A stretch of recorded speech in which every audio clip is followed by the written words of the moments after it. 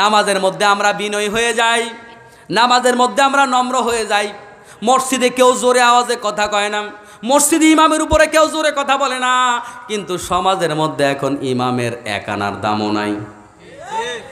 মানেন আর না মানেন, কথা কি ভুল বলছি? ইমাম সাহেব রাইসা দমকায় সভাপতি, সভাপতি বইয়ের লগে ঝগড়া করে আইসা ইমাম সাহেব দমকায়। আমার মুসলমান ভাইরা, যে সভাপতি ইমাম সাহেব দমকায়, সভাপতি চেহারার দিকে তাকাইলে বোঝাও যায় না মুসলমান না হিন্দু। আছে না নাই? সম্মানীয় উপস্থিতি, আমি আপনাদের সম্মুখে কুরআনুল কারীমের সূরা নিসা এর একখানা আয়াতে কারিমা তিলাওয়াত করেছি। কোন সূরা? সবাই জবাব দেবেন, কোন সূরা? আপনাদের এটা ধারাবাহিক তাফসীর, অতএব আমার বিশ্বাস আপনারা ধারাবাহিকভাবে কথা শুনে অভ্যস্ত। আর এটা তো 5 দিন ব্যাপী চলছে, আজকে শেষ দিন, তার মানে আপনারা গত 4 দিন এভাবে নিয়মতান্ত্রিকভাবে বিষয়ভিত্তিক কথা শুনেছেন, এটা আমার বিশ্বাস। এজন্য জবাব দিতে হবে, পড়াগুলা শুনতে হবে, মুখস্থ করতে হবে। পারবেন তো ইনশাআল্লাহ? সূরার নাম হলো সূরা নিসা। কোন সূরা? সূরা নিসা। নোয়াখালী আছে তো? আছে? এ এলাকায়ও আছে? আছে। সূরা নিসা, এই নিসা নামকরণ কে করেছেন? আপনাদের মসজিদের ইমাম সাহেব, চেয়ারম্যান সাহেব? কে নামকরণ করছে? তাহলে নামকরণে কারোর হাত নাকি সরকারের হাত আছে? কারোর হাত? আল্লাহ পাক নামকরণ করেছেন সূরা নিসা। নিসা মানে হলো মহিলা। নিসা মানে কি? মহিলা। পুরুষের নামে একটা সূরা আছে কিনা এরকম নাম বলেন দেখি? আছে? নাই। তাহলে নারীর মর্যাদা, নারীর অধিকার ইসলামে কম না বেশি? বেশি। গোটা মানব জাতির নামে সূরা আছে, সূরা নাস। এটার মধ্যে পুরুষও আছে, মহিলাও আছে। আলাদা করে পুরুষের নামে আল্লাহ বলে নাই সূরা, কিন্তু নারীর নামে আল্লাহ তাআলা আলাদা সূরা দিলেন। এর দ্বারা বোঝা যায় কোরআন যে কালে এসেছে সেকালে নারীর মর্যাদা ছিল না। আল্লাহর নবী নারীর মর্যাদা এত বেশি দিয়েছেন, এত বেশি মর্যাদা কায়েম করেছেন, কোরআনুল কারীম নারীর নামে একটা সূরা আল্লাহ পাক নাজিল করে এদেরকে আলাদা বৈশিষ্ট্য দিয়ে ভূষিত করেছেন। সুবহানাল্লাহ। আমার মুসলমান ভাইয়েরা, গোটা দুনিয়ায় নারীবাদীরা কত কথা বলে, আসলে নারীবাদীরা নারীর অধিকার কায়েম করতে পারে না। আধুনিকতার নামে নারীদেরকে রাস্তায় বের করে, ঘর থেকে বের করে ধর্ষকের হাতে তুলে দেয়, এসিড নিক্ষেপকারীর হাতে তুলে দেয়, ইজ্জত হনন হয়। প্রকৃত অর্থে নারী তার মর্যাদা ফিরে পায় না, যেমনটা আইয়ামে জাহেলিয়াতে পায় নাই। আর তাদের মর্যাদা দিয়েছেন মুহাম্মদুর রাসূলুল্লাহ সাল্লাল্লাহু। সূরা নিসা কোরআনুল কারীমের 4 নাম্বার সূরা। কত নাম্বার? আপনাদের এলাকায় 4 নাম্বার আছে না? এটা সিরিয়াল ঠিক আছে তো? 4 নাম্বার সূরা। এটি বিশ্বনবী সাল্লাল্লাহু আলাইহি ওয়াসাল্লামের হিজরতের পরে নাজিল হয়েছে, এজন্য এটি মাদানী সূরা। কি সূরা? কোরআন শরীফের সূরাগুলো 2 ভাগ। কয় ভাগ? মনোযোগিতা আছে আপনাদের? 1 ভাগ মাক্কি, 1 ভাগ মাদানী। মাক্কি হলো বিশ্বনবী যেই সূরাগুলো বিশ্বনবীর মক্কায় থাকাকালীন অবতীর্ণ হয়েছে হিজরতের আগে, সেগুলোকে বলা হয় মাক্কি সূরা। যেগুলো হিজরতের পর অবতীর্ণ হয়েছে সেগুলোকে বলা হয় মাদানী সূরা। তাহলে সূরাগুলো কয় ভাগে ভাগ? কয় ভাগে ভাগ? 1 ভাগ মাক্কি সূরা, 2 ভাগ দ্বিতীয় নাম্বার মাদানী সূরা। মনে থাকবে তো? তাহলে সূরাগুলো 2 ভাগ আমরা জানলাম। 1 ভাগ মক্কায় অবতীর্ণ হয়েছে, 1 ভাগ মদিনায় অবতীর্ণ হয়েছে। মক্কায় বলতে হিজরতের আগে, মদিনায় বলতে হিজরতের পরে। হিজরতের আগে যেগুলো নাজিল হয়েছে এগুলাকে বলা হয় মাক্কি সূরা, হিজরতের পর যেগুলো নাজিল হয়েছে এগুলাকে বলা হয় মাদানী সূরা। তাহলে সূরার নাম হলো নিসা। সূরাটি হলো কয় নাম্বার? 5 নাম্বার? 4 নাম্বার? মনোযোগিতা আছে তাহলে আপনাদের? আচ্ছা, নিসা শব্দের অর্থ কি?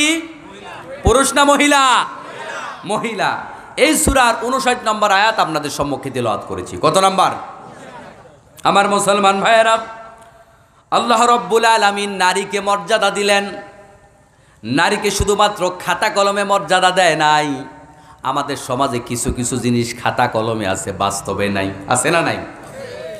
আমার মুসলমান ভাইয়েরা, এমন অনেক জিনিস আছে, এমন অনেক অনুদান আছে খাতা কলমে শুধু, বাস্তব ময়দানে নাই। আপনাদের এলাকায় হয়তো এমন খারাপ জনপ্রতিনিধি নাই, অনেক জনপ্রতিনিধি এরকম বাংলাদেশের বিভিন্ন প্রান্তে আছে।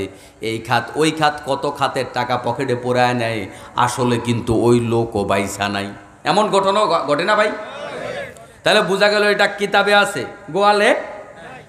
ইসলামের বাহিরে যারা নারী অধিকারের কথা বলে, বাস্তবিক অর্থে তারা নারীর মর্যাদা দিতে পারে নাই, তারা নারীকে ভোগের সামগ্রী বানিয়েছে। আজকের বাংলাদেশেও আপনি খেয়াল করেন, যত বামপন্থী সব নারীর পক্ষে, আর এমনভাবে কথা বলে মনে হয় সব হুজুররা নারী বিরোধী, এমনভাবে কথা বলে না। কিন্তু বন্ধুগণ, বাস্তবিক অর্থে কথাটা হলো এমন, বাস্তবতা হলো এমন, এই নারীর অধিকারের নামে নারীকে ঘর থেকে বের করে নারীকে কি সম্মানিত করা হয়েছে না বেইজ্জতি করা হয়েছে? আপনি যেই কোনো হসপিটালে যান, রিসিপশনে যান মহিলা, যেই কোনো কিছুর কাস্টমার কেয়ারে ফোন দেন মহিলা, যেই কোনো শপিং সেন্টারে যান রিসিভ করে মহিলা, যেই কোনো প্রতিষ্ঠানগুলো এখন মহিলা আর মহিলা, এই মহিলাদেরকে এখন পণ্য বানিয়েছে, ব্যবসার উপকরণ বানিয়েছে। কিন্তু বন্ধুগণ, এই যে গাড়ির অ্যাড দেয় মহিলা, বাড়ির অ্যাড দেয় মহিলা, সার্ফ এক্সেলের অ্যাড দেয় মহিলা, হারপিকের অ্যাড দেয় মহিলা, টয়লেটের অ্যাড দেয় মহিলা, যত অ্যাড দেয় সব দেয় মহিলা। পুরুষ দিয়ে এখন আর অ্যাড চলে না, সব মহিলা দিয়া চলে। নারীর মর্যাদার নামে এই কাজগুলাতে আমরা নারীকে লাগালাম। বন্ধুগণ, বাস্তবতা হলো এই। এখন আপনারা বলুন তো দেখি, ডানে বায়ে একটু তাকায়া, বাংলাদেশে নারীর তালাক দিন দিন কমে না বাড়ে? প্রতিদিন তালাকের সংখ্যা একেবারে দ্রুত গতিতে বাড়ছে। আপনি খেয়াল করে দেখেন বন্ধু, ওই নারীর অধিকার আমরা দিয়েছি বলে নারীদেরকে ঘর থেকে বের করে দিলাম, আর মনে করছি নারী অধিকার পেয়ে গেছে। দর্শন দিন দিন বাড়ে না কমে? আপনাদের এই নোয়াখালী জেলার মানুষ এখন দর্শনের জন্য খুব ভালো করে চিনে, ঠিক কিনা? রাগ করছেন নাকি? হুজুর দাওয়াত দিয়ে আনছি, আমাদের বদনামি করেন। মিডিয়া কথাগুলো বলে যে কারণে মানুষ চিনে, এটা কি ফেলে দিতে পারবেন? মিথ্যা বলতে পারবেন? আমার মুসলমান ভাইয়েরা, এই যে দর্শন বাড়লো, এসিড নিক্ষেপ বাড়লো, যৌতুক বাড়ছে না কমছে? বাড়ছে। আমার মুসলমান ভাইয়েরা, পরকীয়া বাড়ছে, যত রকমের অন্যায় অবিচার সব বাড়ছে, নারীর উপর জুলুম বাড়ছে, অত্যাচার বাড়ছে। তাহলে বন্ধুগণ, নারী অধিকারের নামে আমরা ঘর থেকে বের করে দিয়ে আমরা মনে করেছি নারী সম্মানিত হয়েছে। বাস্তবিক অর্থে নারী সম্মানিত হয় নাই, বরং দিন দিন নারী লাঞ্ছিত হচ্ছে, দিন দিন নারী বঞ্চিত হচ্ছে। প্রকৃত সম্মানটা ইসলামী দিয়েছে, প্রকৃত সম্মানটা আল্লাহর নবী দিয়েছে, ঠিক কিনা? আল্লাহর নবী যেই জামানায় এসেছেন, ওই জামানায় নারী ভোগের সামগ্রী। বাবার কাছ থেকে নারী কোনো সম্পদ পায় না, নারীর সম্পদের কোনো অধিকার ছিল। নারী বাবার পক্ষ থেকে বাবা মারা যাওয়ার পরে মাকে উত্তরাধিকার সূত্র হিসাবে ছেলে পায়। নাউজুবিল্লাহ বলবেন না? আমার মুসলমান ভাইয়েরা, জুলুমতন্ত্র যেই জামানার মধ্যে চলছিল, কন্যা সন্তানকে জীবন্ত পুঁতে ফেলা হতো। কন্যা সন্তান জন্মগ্রহণ করলে মানুষ লজ্জা পেত, বাবা মনে করতো আমি মুখ দেখাবো কেমনে জনগণের সামনে। ওই সমাজে বিশ্বনবী এসে বললেন, যার কন্যা সন্তান একটা তার জান্নাত একটা। সুবহানাল্লাহ বলেন। যার কন্যা সন্তান দুইটা, আল্লাহর নবী কয় জান্নাত দুইটা। কন্যা সন্তান তিনটা, আমার নবী বলে জান্নাত তিনটা। সুবহানাল্লাহ। আল্লাহর নবী সাল্লাল্লাহু আলাইহি ওয়াসাল্লাম ঘোষণা করে দিলেন, মায়ের পায়ের নিচে তার সন্তানের জান্নাত। আল্লাহু আকবার। আল্লাহর নবী ঘোষণা করে দিলেন। আল্লাহর নবীর কাছে প্রশ্ন করলেন, ইয়া রাসূলুল্লাহ, খেদমত করব কার? কে আমার কাছে সবচাইতে উত্তম আচরণ পাওয়ার অধিকারী? আল্লাহর নবী বললেন, তোমার মা। সাহাবী বললেন, তারপরে কে? বিশ্বনবী বললেন, তোমার মা। সাহাবী বললেন, তারপরে কে? বিশ্বনবী বললেন, তোমার মা। সাহাবী আবার প্রশ্ন করলেন, তারপরে কে? বিশ্বনবী কয়, তোমার বাবা। সুবহানাল্লাহ বলবেন না? তিনবার বলেছেন, কোন কোন হাদিসে চারবার বলেছেন। বাবা হলো পঞ্চম নাম্বার, তার মানে স্বর্ণের পুরস্কারটা, স্বর্ণের মেডেল মা, রূপার মেডেল মা, ব্রোঞ্জেরটাও মা, বাবা হলো সান্ত্বনা পুরস্কার, ঠিক কিনা? কোন সমাজে? যেই সমাজে নারীর কোনো অধিকারই ছিল না, কথা বলার অধিকার নাই, ভোট দেওয়ার অধিকার নাই, মত প্রকাশের অধিকার নাই, জন্মগ্রহণ করার অধিকার নাই, যেই সমাজের মানুষগুলো নারীকে জীবন্ত মাটির তলায় পুঁতে ফেলতো। আমার মুসলমান ভাইয়েরা, বিশ্বনবী কথায় নয়, ইসলাম কথায় নয়, ইসলাম কাজে বিশ্বাসী। ইসলাম চাপাবাজের ধর্ম নয়। বৌদ্ধরাও তো বলে জীব হত্যা মহাপাপ, বলে কিনা? কিন্তু মায়ানমারে জীব হত্যা করে নাই বুঝি? বৌদ্ধ ধর্মের কথার আলোকে পিঁপড়া মারাও মহাপাপ, মশা মারাও মহাপাপ, মাছি মারাও মহাপাপ। আর তারা মানুষদেরকে নৃশংসভাবে কিভাবে খুন করেছে! ওই অং সান সূ চি হাজারো হাজারো মুসলমানের সন্তানদেরকে দর্শন করিয়েছে, খুন করেছে, জীবন্ত মানুষগুলাকে হাত কেটেছে, পাও কেটেছে। ইতিহাসে বেনজির এক ঘটনা ঘটিয়েছে সেই অং সান সূ চি, ঠিক কিনা? সেও তো বৌদ্ধ, সেও তো বৌদ্ধ, সেও তো মহিলা, ওরাও তো স্লোগান দেয় মানুষ হত্যা মহাপাপ, জীব হত্যা মহাপাপ, বলে কি না? ওদের ধর্ম মতে কুত্তা মারাও মহাপাপ, কিন্তু আশরাফুল মাখলুকাতকে তারা এভাবে জবাই করেছে, ধরে ধরে জীবন্ত মানুষগুলাকে পুড়িয়ে পুড়িয়ে মেরেছে। কই তাদের ওই স্লোগান তখন? তার মানে বন্ধুগণ বোঝা গেল কিতাবে আছে, গোয়ালে নাই, ছাপাবাজিতে আছে, বক্তব্যে আছে, বাস্তবতায় নাই। আমাদের সমাজেও এমন কিছু মানুষ আছে যারা দেখবেন কথায় পটু, এই করে দিব সেই করে দিব, কত কি করে দিব, দিন শেষে কিচ্ছু নাই। আছে না নাই? এগুলো অবশ্যই নোয়াখালী নাই, আমার কুমিল্লা আছে। আমার মুসলমান ভাইয়েরা, এজন্য ইসলাম ধর্ম কথায় নয় কাজে বিশ্বাসী। নারীকে মর্যাদা কতভাবে দিল, নারীকে হত্যা করা তো দূরের কথা, কত বড় সম্মানের আসনে আসীন করলো। এই নারীর পায়ের নিচে হলো জান্নাত, আর আমাদের পুরুষের পায়ের নিচে হইল জুতা। সুবহানাল্লাহ বলবেন না? আছে আমাদের পায়ের তলায় কিছু আছে? নাই। নারীর পায়ের তলায় কি আছে?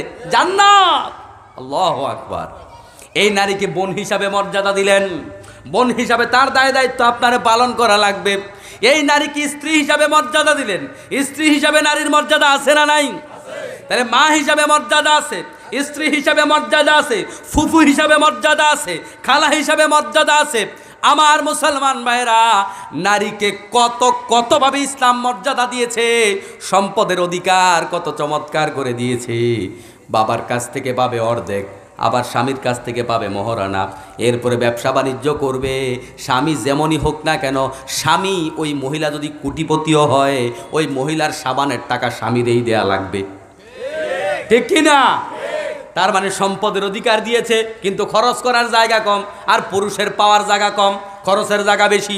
কারণ পুরুষ বাবার থেকে সম্পদ পাবে, দ্বিগুণ পাবে, ঠিক আছে। ওই পুরুষটা তো আবার মহিলারে তার কি দিতে হবে? ভরণ পোষণ দিতে হবে, মহারানা দিতে হবে। আবার ওই পুরুষটা তার বোনদেরকে সম্পদ দেবে, তার ফুফুকে দেবে, সমাজের কাজে খরচ করবে, ইসলামের কাজে খরচ করবে, জিহাদের কাজে খরচ করবে। পুরুষের খাতের জায়গা কম না বেশি? তাহলে বোঝা গেল বন্ধু, ইসলাম অর্থনৈতিকভাবে নারীকে পুরুষের চাইতে কোনো অংশে মর্যাদা কম দেয় নাই, বরং হিসাব করলে, যোগ বিয়োগ করলে একটু বেশি দিছে। সুবহানাল্লাহ। আমার মুসলমান ভাইয়েরা, এজন্য আজকের জামানাতেও নারীবাদীরা যারা বলে আমরা সমান অধিকার চাই, আমরা বলি সমান অধিকার চাইয়া তুমি নির্যাতিত হবে, সমান অধিকার চেয়ে লাঞ্ছিত হবে, বঞ্চিত হবে। সমান অধিকার চেয়ে লাভ নাই, বরং ইসলামের অধিকার চাও।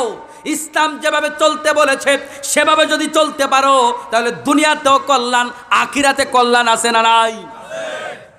সমান অধিকার চাইবেন না বন্ধু, প্রত্যেকটা জিনিসের জন্য নির্ধারিত জায়গা আছে না নাই? যার জায়গা যেটা তাকে সেখানেই থাকতে দিতে হয়, ঠিক কি না? টায়ার টিউব চেনে না মনে হয়? টায়ার টিউব চেনে না? এলাকায় গাড়ি ঘোড়া নাই ভাই? টায়ার কি উপরে থাকে না ভিতরে থাকে? টিউব কোথায় থাকে? এখন টিউব ভিতরে থাকার কারণে টিউব যদি আন্দোলন করে, থাকবো না গো বদ্ধ করে, দেখবো এবার জগৎটাকে। টিউবটারে আপনি উপরে লাগায় দেন, উপরে যদি লাগাইয়া ওই গাড়ি রাস্তায় ছাড়েন, ওই টিউব রাস্তায় গিয়া কাটার গুদা একটার বেশি দুইটা সহ্য করতে পারবে না, ঠিক কি না? পাঞ্চার হয়ে যাবে, হাওয়া বের হয়ে যাবে, যান চলে যাবে টিউবের, বেশিক্ষণ যান টিকবে না। কিন্তু ভিতরে যখন থাকবে, এই টিউব টায়ারকে শক্তি সঞ্চয় করবে, আর ওই টায়ার গোটা দুনিয়া চষে বেড়াবে।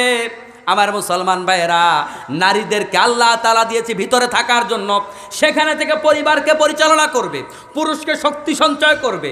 যেমনিভাবে মা খাদিজা রাদিয়াল্লাহু তাআলা আনহা বিশ্বনবীকে টাকা দিয়ে সহযোগিতা করেছেন, মনোবল দিয়ে সহযোগিতা করেছেন, আর্থিকভাবে সহযোগিতা করেছেন, ওইটাও সহযোগিতা মা আয়েশা রাদিয়াল্লাহু তাআলা আনহা পর্দায় থেকে হাজারো হাজারো সাহাবায়ে কেরামকে শিক্ষা দিয়েছেন, হাদিসের শিক্ষা, ফিকহের শিক্ষা দিয়েছেন, তাফসীরের শিক্ষা দিয়েছেন।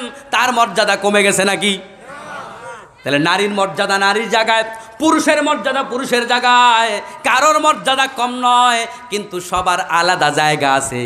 নারীর জন্য একটা নির্ধারিত জায়গা আছে, পুরুষের জন্য নির্ধারিত জায়গা আছে। ওই টিউবের জায়গায় যতদিন থাকবেন আপনি অক্ষত থাকবেন, সম্মানের সাথে থাকবেন। আর আপনি আপনার জায়গা ছেড়ে যদি চিন্তা করেন না আমি বাহিরেই থাকবো, জগৎটাকে দেখব, তাহলে আপনি দুইটা খোঁচাও সহ্য করতে পারবেন না। এজন্য রব্বুল আলামিন নেতৃত্বের কাজটা দিয়েছে পুরুষের হাতে।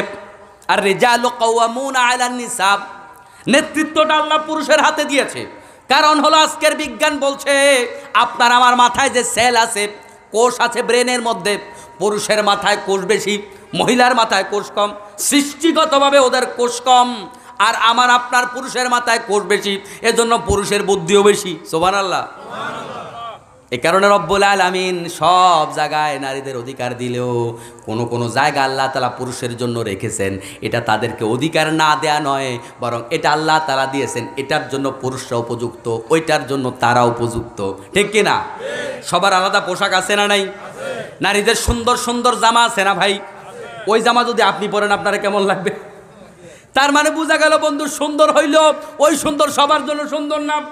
আমার সুন্দর সুন্দর পাঞ্জাবি আছে, আপনার সুন্দর শার্ট আছে, প্যান্ট আছে, ওইটা আপনার জন্য সুন্দর, কিন্তু ওইটা যদি আপনি নারীরে দেন ওইটা কি সুন্দর লাগবে? তাহলে বন্ধুগণ বোঝা গেল আপনি সবগুলাকে তালগুল পেছাবেন না। যার জায়গা যেখানে তাকে সেখানে রেখে যদি মর্যাদা দেন তাহলেই সে প্রকৃত সম্মানিত হবে। ইসলাম সে কথাই বলে।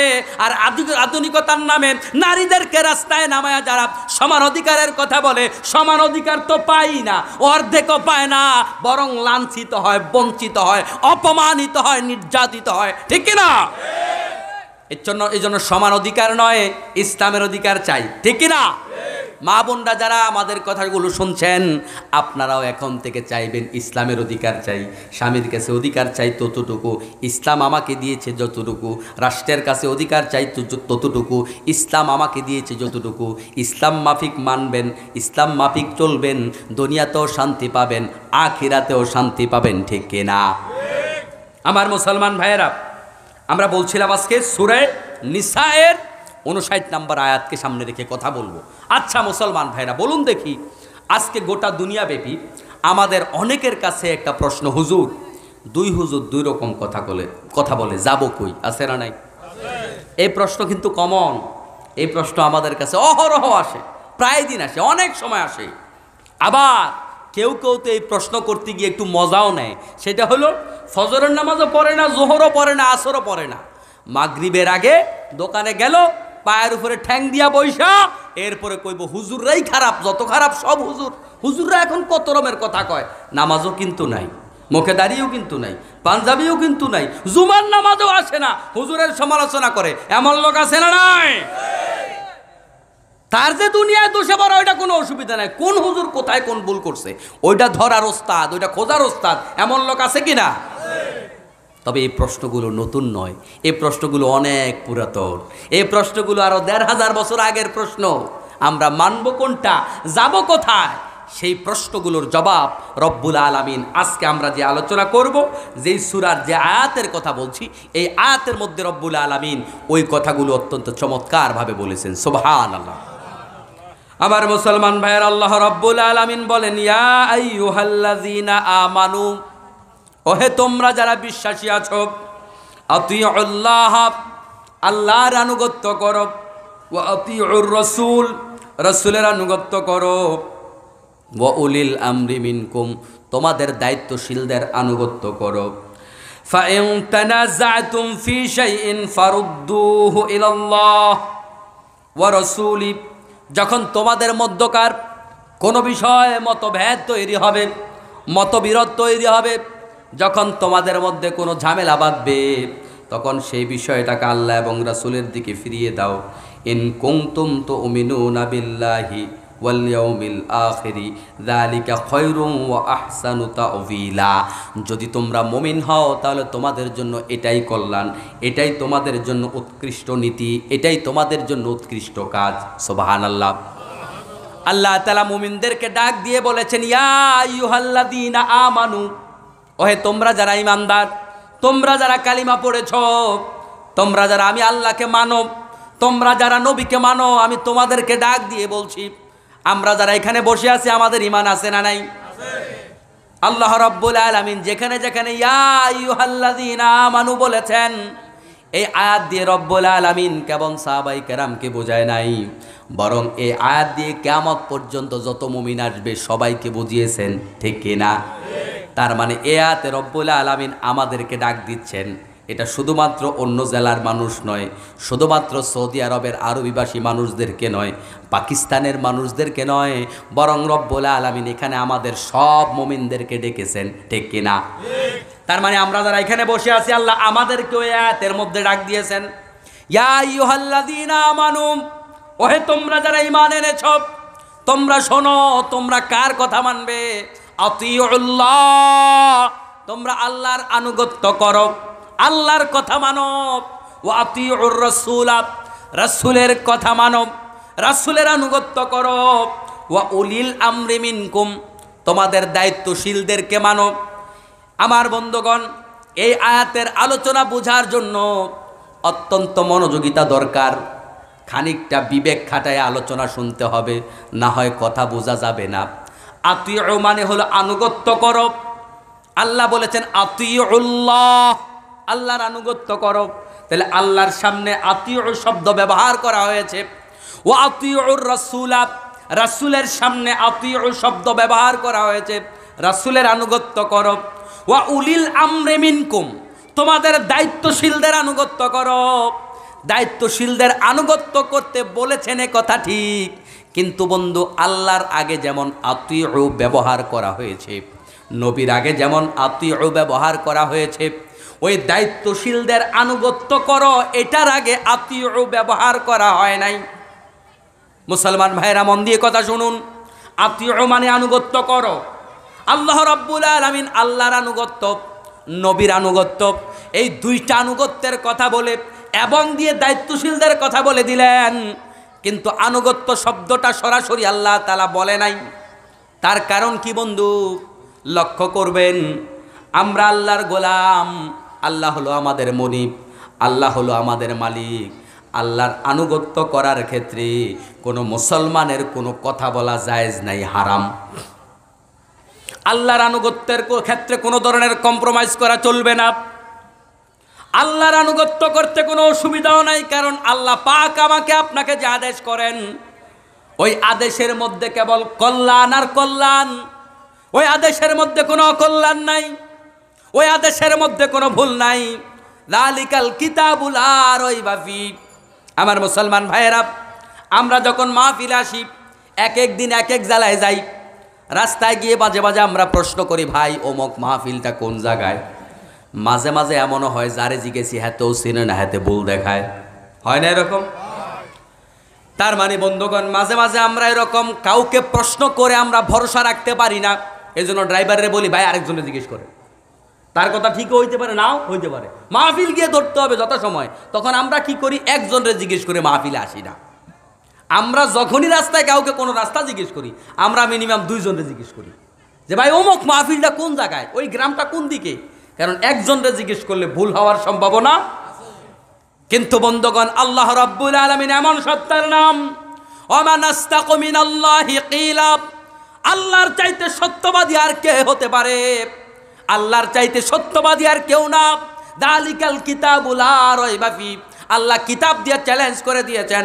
আমি আল্লাহ চ্যালেঞ্জ করে দিলাম কিয়ামত পর্যন্ত, আমি আল্লাহ চ্যালেঞ্জ করলাম কিয়ামত পর্যন্ত এমন কোন মানব এই জমিনের মধ্যে নাই যেই ব্যক্তি আমি আল্লাহর কোরআনের মধ্যে, আমি আল্লাহর কথার মধ্যে সামান্যতম ভুল ধরতে পারে, ঠিক কি না?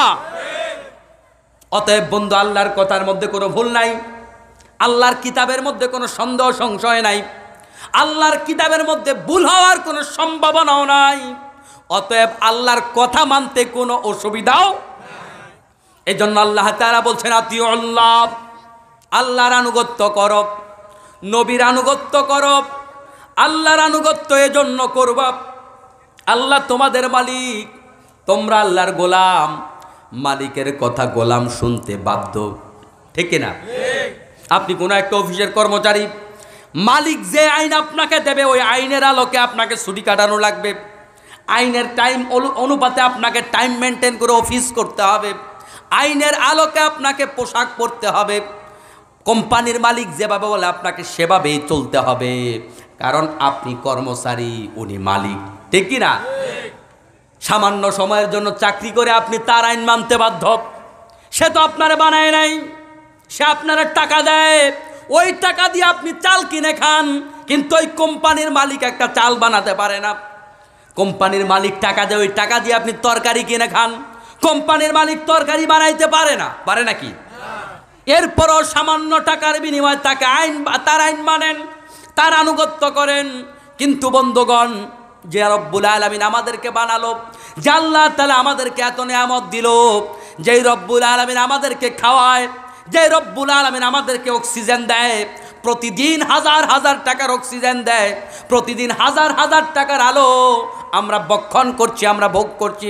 প্রত্যেক দিন আমরা কত কত নাজ নেয়ামত ভোগ করছি।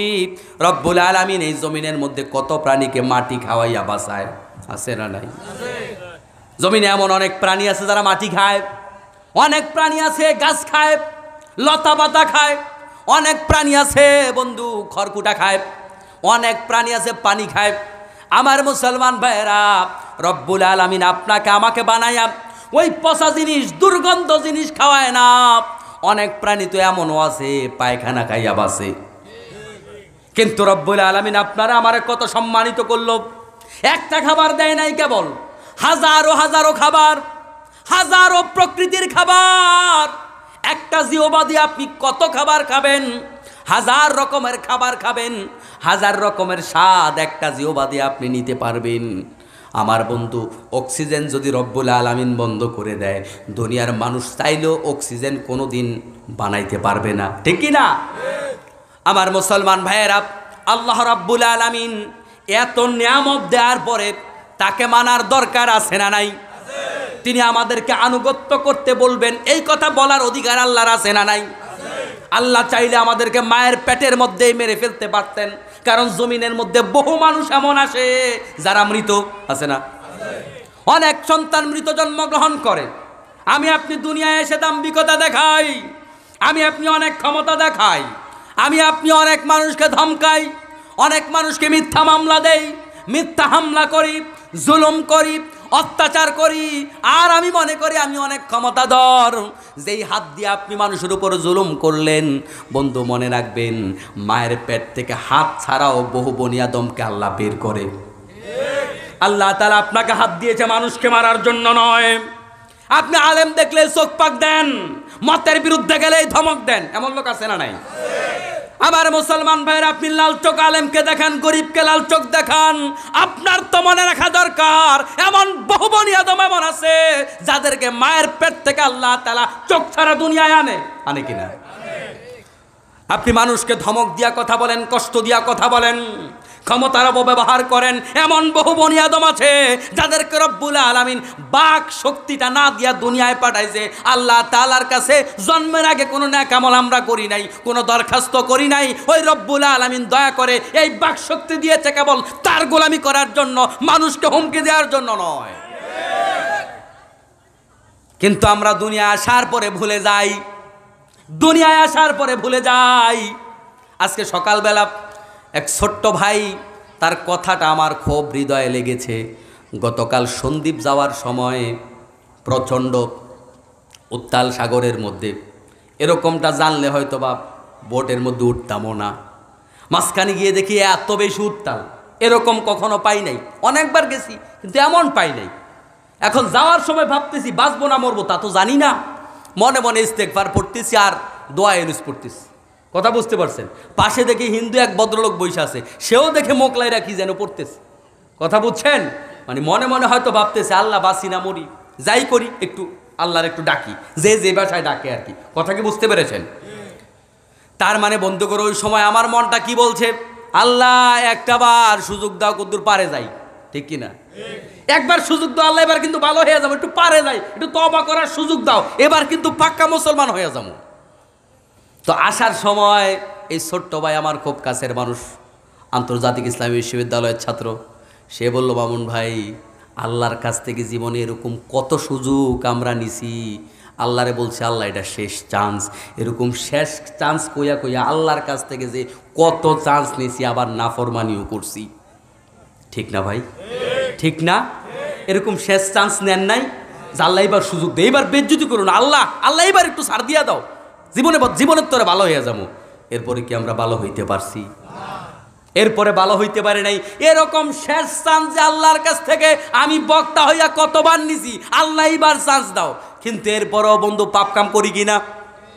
আমার মুসলমান ভাইয়েরা, এজন্য আল্লাহ রব্বুল আলামিন বলেন খলিকাল ইনসানু দাঈফা, মানুষকে দুর্বল করে বানাইছি।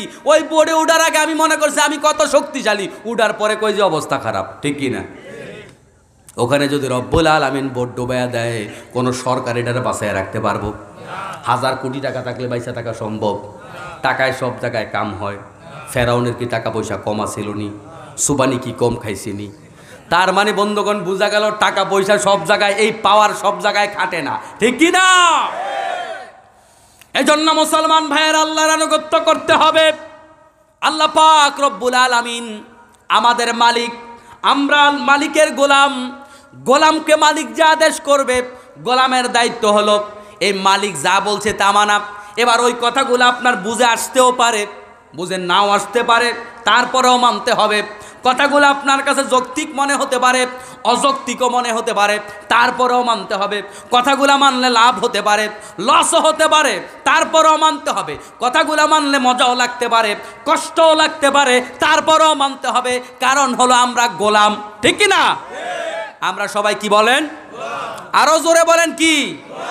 কারণ গোলাম আমরা এখন বলতে আমরা ভুলে যাচ্ছি। আমরা নিজেদেরকে ক্ষমতাধর বলতে বলতে এমন অবস্থা এক একজনের হয়েছে, রব সাইজা বসে আছি আমরা, ঠিক কি না? মনে করি আমার হাতে তো সবই আছে, এই জন্য আমাদের কথার মধ্যে এখন ব্যালেন্স থাকে না, আমাদের বক্তব্যে ব্যালেন্স থাকে না। কারণ আমি মনে করি আমি তো আছি ক্ষমতায়, আমি তো চেয়ারের মালিক, ঠিক কি না? আমরা সবাই কার গোলাম? শুধু কি আমরা গোলাম? আমাদের বাপ হতো আল্লাহর গোলাম, কি বলেন? আপনার দাদা কার গোলাম? তাইলে আমরা গোলামের ঘরের গোলাম। সবাই বলেন আমরা কি? বলতে কোনো লজ্জা আছে? আব্দুহু ওয়া রাসূলু, আমার রাসূল কার গোলাম? মুসা আলাইহিস সালাম কার গোলাম? ঈসা আলাইহিস সালাম কার গোলাম? তাহলে গোলামের ঘরের গোলাম, গোলামের নাতি গোলাম, দাদার দাদা গোলাম, 14 গোষ্ঠী গোলাম আমার, ঠিক কি না? গোলামের কোনো অহংকার থাকতে পারে? গোলামের কোনো দাপট থাকতে পারে না? গোলামের কোনো দাপট থাকতে পারে না। গোলামের কাজ একটা, সেটা হলো গোলামি করা। গোলামের কাজ একটা, সদা মাথা নিচু রাখা। গোলামের কাজ একটা, সদাই বিনয় হওয়া, ঠিক কিনা? এজন্য আমার মুসলমান ভাইয়ের অহংকার মুক্ত হয়ে যাওয়া দরকার, অহংকার মুক্ত হয়ে যাওয়া দরকার। কিসের অহংকার? 3 বার টয়লেটে যাওয়ার পরে বন্ধু আর বাইসা থাকার স্বপ্ন জাগে না, কয় গেছি রে, ঠিক কিনা? আমরা আসলেই দুর্বল, কোনো জ্ঞান নাই আমাদের, কোনো যোগ্যতা নাই, কোনো শক্তি নাই। এই দুর্বল মানুষকে রব্বুল আলামিন আমাদেরকে সম্মানিত করেছেন, দাম দিয়েছেন। এজন্য আল্লাহ পাকের দেয়া সম্মানটা রক্ষা করা দরকার, আল্লাহর দেয়া শক্তিটা আল্লাহর জন্যই কাজে লাগানো দরকার, ঠিক কিনা? আল্লাহ তাআলা বলছেন আল্লাহর আনুগত্য করো। এরপরে বললেন ওয়া আতিউর রাসূল, রাসূলের আনুগত্য করো। রাসূলের আনুগত্য কেন করব? রাসূলের আনুগত্য কেন করব? আল্লাহ নবী সাল্লাল্লাহু আলাইহি ওয়াসাল্লামের ব্যাপারে আল্লাহ রাব্বুল আলামিন বলেন মা ইয়ানতিকু আনিল হাওয়া ইন হুয়া ইল্লা ওয়াহয়ুন ইউহা। আমার নবী একটা কথাও এমন বলে না যেটা আমি রব্বুল আলামিন নবীকে ওহী করি না। সুবহানাল্লাহ। আমার নবীর প্রত্যেকটা কথা ওহী, তার প্রত্যেকটা কথা আমি আল্লাহর পক্ষ থেকেই আসে। এজন্য আমার নবীর কথার মধ্যে কোনো ভুল নাই, নবীর জীবনীর মধ্যে কোনো ভুল নাই। দুনিয়ার বুকে আপনি আমি যাকে আদর্শ মনে করি, আপনি বলেন দেখি ওই নেতা রাতের অন্ধকারে কি করে আপনি জানেন? ওই নেতা গাঁজা খায় কি খায় না আপনি জানেন?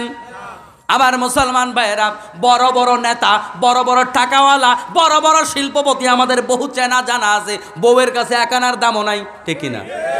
বাংলাদেশের যত বড় পিসাবি হোক না কেন, বউয়ের কাছে গিয়া যদি বলে যে আমি পিসাব, তুমি আমার কাছে মুরিদ হও, মুরিদ হইব নি?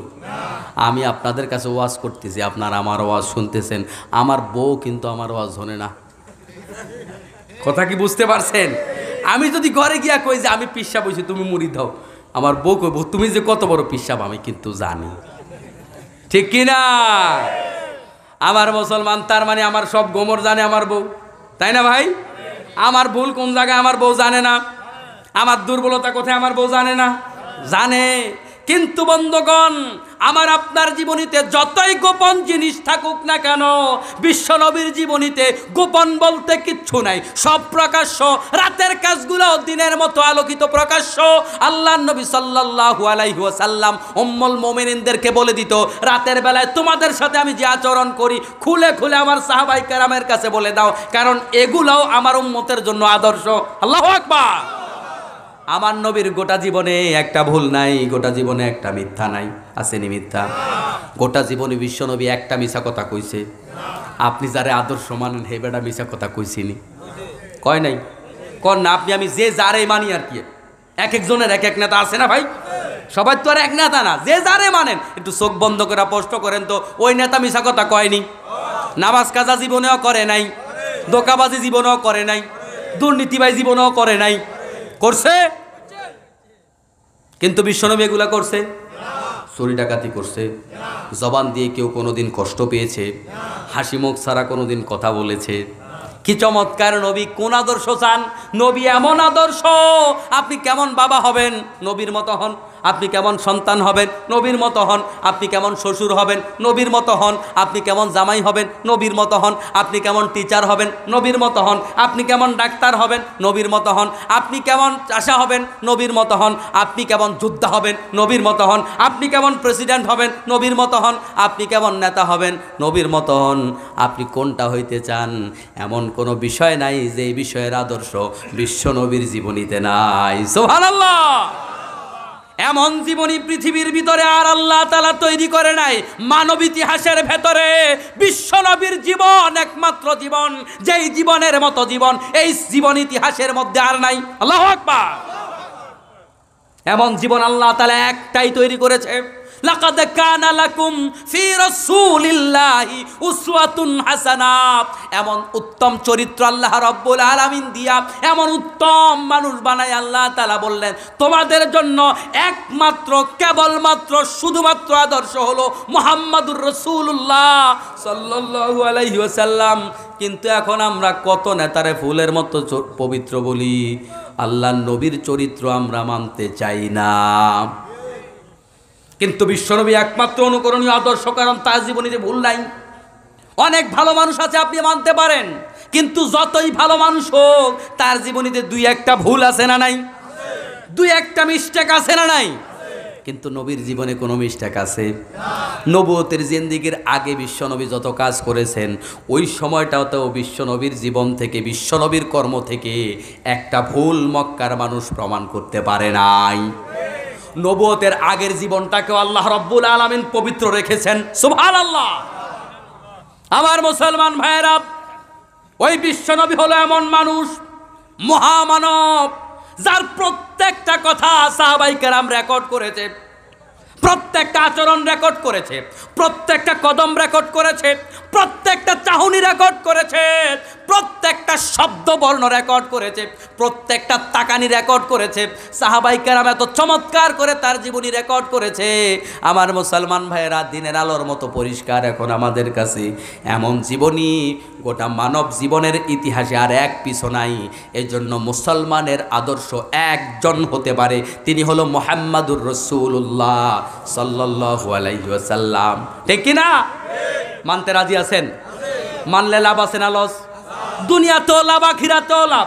দুনিয়াতে লাভ তো আপনি ভালো নেতা হবেন, নবীর মতো নেতা হন, মানুষের কাছে সম্মানিত হবেন।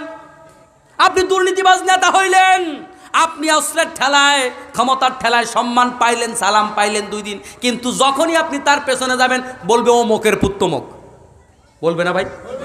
কিন্তু আপনি যদি নবীর মতো দুর্নীতিমুক্ত নেতা হইতে পারেন তাহলে সামনেও যেমন সালাম দিবে, পিছনেও সুনাম করবে। ঠিক কিনা? তাহলে নবীর মতো নেতা হইলে দুনিয়াতেও লাভ, কেবল পরকালে লাভ না। নবীর মতো শিক্ষক হন, দুনিয়াতেও লাভ, পরকালেও লাভ। নবীর মতো রাষ্ট্রপ্রধান হন, দুনিয়াতেও লাভ, পরকালেও লাভ। কারণ আপনি যতই ক্ষমতাসীন হন না কেন, মানুষের দোয়া কামাই করা এটা এত সহজ না, এত সহজ না। ভালো মানুষ যদি না হন, আপনি যত বড় ক্ষমতাসীন হন না কেন, মরার পরে জনগণ আপনার সুনাম করবে না, মরার পরে জনগণ আপনার জন্য চোখের পানি ফেলবে না। কিন্তু নবীর মতো রাষ্ট্রপ্রধান যদি আপনি হতে পারেন তাহলে মরার পরেও জনগণ আপনার জন্য দোয়া করবে। আমার মুসলমান ভাইয়েরা, এজন্য আল্লাহ রাব্বুল আলামিন বললেন আমার আনুগত্য করো, এই ব্যাপারে কোনো প্রশ্ন নাই, কোনো কিন্তু নাই। নবীর আনুগত্য করো, এই ব্যাপারেও কোনো প্রশ্ন করা যাবে না, কোনো ধরনের যুক্তিতর্ক খোঁজা যাবে না, কারণ আমার নবী যা বলেছে এগুলো আমি আল্লাহর কথা, এগুলো আমার নবী বলেছে, কিন্তু এগুলো আমি আল্লাহই আমার নবীর কলবে ইলহাম করেছি। সুবহানাল্লাহ। তাহলে নবীর সবগুলা কথা কার কাছ থেকে এসেছে? তার মানে এই কথাগুলোর মধ্যে ভুল হওয়ার কোনো সম্ভাবনা নাই, যে কারণে আজকের বিজ্ঞান প্রমাণ করেছে বিশ্বনবীর লাখো লাখো হাদিস, প্রত্যেকটা হাদিস বিজ্ঞানসম্মত। সুবহানাল্লাহ। প্রতিটা হাদিস সুস্থ থাকার জন্য যথেষ্ট। এই করোনা কালে আমাদেরকে যে আদব কায়দা আমাদের কি বলে যে চিকিৎসা বিজ্ঞান শিখাইছে, এগুলা ১৫০০ বছর আগে বিশ্বনবী আমাদের বলে গেছে, ঠিক কি না? করোনা হইলে আমাদের যে সামাজিক দূরত্ব বজায় রাখা, আরও যা যা আমাদেরকে মেডিকেল সায়েন্স শিখাইলো বন্ধু, ওই মেডিকেল সায়েন্স আমাদেরকে শিখাইতে আইসা তাদের আইন অনেকবার পরিবর্তন করেছে, কিন্তু বিশ্বনবীর আইন একদিনের জন্য, এক মুহূর্তের জন্য একটা হাদিসও পরিবর্তন করা লাগে নাই, অপরিবর্তনীয় হিসাবে আছে এখনো পর্যন্ত। প্রত্যেকটা হাদিস বিজ্ঞান দ্বারা প্রমাণিত, ঠিক কিনা? যেগুলো প্রমাণ করতে পারে না এই বিজ্ঞান, এটা বিজ্ঞানের ব্যর্থতা, এটা ইসলামের ব্যর্থতা না, এটা নবীর ব্যর্থতা না, ঠিক কিনা? এজন্য আমার মুসলমান ভাইয়েরা, নবীর আনুগত্য করার ক্ষেত্রেও কোনো যুক্তি চলবে না, কোনো তর্ক চলবে না, লাভ লস চলবে না, নবীর কথা মানতেই হবে, ঠিক কিনা? এরপরে রব্বুল আলামিন বললেন দায়িত্বশীলদের আনুগত্য করো। আলোচনার শুরুতে বন্ধুগণ বলেছিলাম আল্লাহর আনুগত্যের সামনে আল্লাহ তাআলা আতিউ শব্দ ব্যবহার করেছেন, মানে আনুগত্য করো। নবীর সামনে আল্লাহ তাআলা রাসূলের সামনে, রাসূল শব্দের সামনে আতিউ বলেছেন, আনুগত্য করো। কিন্তু বন্ধুগণ দায়িত্বশীলের সামনে আতিউ শব্দটা আল্লাহ বলে নাই। দায়িত্বশীল কারা আমরা জানবো। দায়িত্বশীল হলো বন্ধু আপনার উপরে যিনি কর্তা, ইউনিয়নের জন্য দায়িত্বশীল চেয়ারম্যান, ওয়ার্ডের জন্য দায়িত্বশীল মেম্বার, পরিবারের জন্য দায়িত্বশীল আপনি নিজে, আপনি বাবা। আবার মুসলমান ভাইরা স্কুলের জন্য হেডমাস্টার দায়িত্বশীল, ছাত্রের জন্য শিক্ষক দায়িত্বশীল, কর্মীদের জন্য নেতা দায়িত্বশীল, একটা রাষ্ট্রের জন্য সরকার দায়িত্বশীল, মসজিদের জন্য ইমাম দায়িত্বশীল। এভাবে দায়িত্বশীল বিভিন্ন রকমের হয়ে থাকে। আমার মুসলমান ভাইরা, আল্লাহ তাআলা বললেন আমার আনুগত্য করো, নবীর আনুগত্য করো, দায়িত্বশীলদের আনুগত্য করো। তবে এখানে সরাসরি আতিউ আনুগত্য শব্দ আল্লাহ ব্যবহার করে নাই। কেন ব্যবহার করে নাই? আল্লাহ পাকের কথা বলার হিকমত কত চমৎকার, মন দিয়ে শুনুন বন্ধুগণ। আল্লাহর কথা বলার ধরন, আল্লাহ যেমন তার কথাগুলোও তেমন। আল্লাহু আকবার। তার মানে আল্লাহর আনুগত্য করবেন চোখ বন্ধ করে, অসুবিধা নাই। নবীর আনুগত্য করবেন চোখ বন্ধ করে, অসুবিধা নাই। কিন্তু নেতার আনুগত্য চোখ বন্ধ করে চলবে না। নেতার আনুগত্য হবে ততক্ষণ, নেতা আল্লাহ আল্লাহ নবীর আনুগত্য করবে যতক্ষণ, ইমামের আনুগত্য হবে ততক্ষণ, ইমাম আল্লাহ আল্লাহ নবীর অনুসরণ করবে যতক্ষণ, আমার সরকারের আনুগত্য হবে ততক্ষণ, সরকার আল্লাহ আল্লাহ নবীর আনুগত্য করবে যতক্ষণ, ঠিক কি না? তাহলে বোঝা গেল আল্লাহর আনুগত্য চোখ বন্ধ করে করা যাবে, নবীর আনুগত্য চোখ বন্ধ করে করা যাবে, কিন্তু পীর সাহেব হুজুরের আনুগত্য চোখ বন্ধ করে নয়। পীর সাহেব হুজুর যতক্ষণ আল্লাহর কোরআন দিয়ে ওয়াজ করবে, নবীর সুন্নাত দিয়ে ওয়াজ করবে, ততক্ষণ আমি হুজুরের কথা শুনবো। ওই হুজুর যত বড় পীর হোক না কেন, যত বড় আল্লাহওয়ালা হোক না কেন, আল্লাহ এবং নবীর কথার বাহিরে যখন যাবে ওই হুজুরের কথা আর মানা যাবে না।